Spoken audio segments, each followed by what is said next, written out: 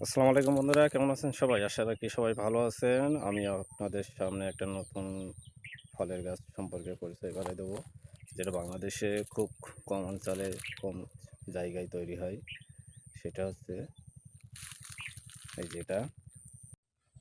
তো এই হচ্ছে গাছ। এই গাছটার নাম হচ্ছে আভোকাডো গাছ। যেটা বলছিলাম, বাংলাদেশে খুব কম অঞ্চলে এই গাছ তৈরি হচ্ছে, নতুন করে শুরু হয়েছে বাণিজ্যিকভাবে।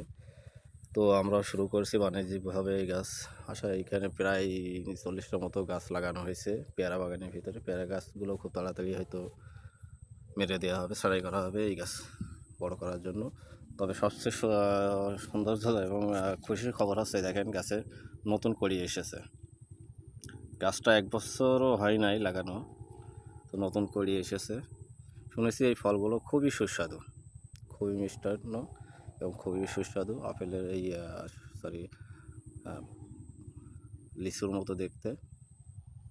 আভোকাডো গাছ, গাছটা বড় হচ্ছে, খুব সুন্দরভাবে বড় হচ্ছে, পরিচর্যা করা হচ্ছে এবং আরও পরিচর্যা করা হবে যখন এই পেয়ারা বাগান ভেঙে দেওয়া হবে। পেয়ারা বাগানের ভিতর তৈরি করা হয়েছে।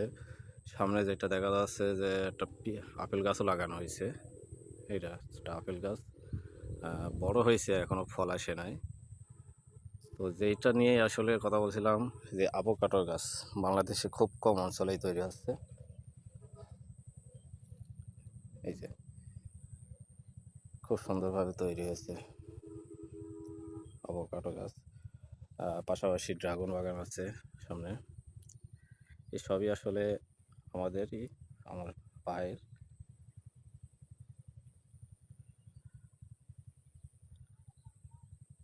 তো এই গাছটা সম্পর্কে আর কি করছিলাম, যে এই গাছটা যদি পরিপূর্ণভাবে যখন একটা আম গাছের সাইজ যখন বড় হয়, যখন একটা ফলন আসে, ঠিক তেমনই ফলন আসবে এই গাছটাই। অ্যাভোকাডো গাছ। এবং সবচেয়ে খুশি এবং আনন্দ লাগছে যে নতুন করে এসেছে গাছে।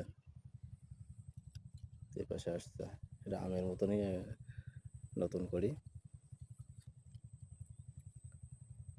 তো থ্যাংক ইউ। ভিডিওটা ভালো লাগলে অবশ্যই লাইক কমেন্ট করবেন এবং শেয়ার করে দিবেন, যাতে সারা বাংলাদেশের মানুষ এটা দেখে এবং এই চাষে সবাই উদ্বুদ্ধ হয়। Thank you. আসসালামু আলাইকুম।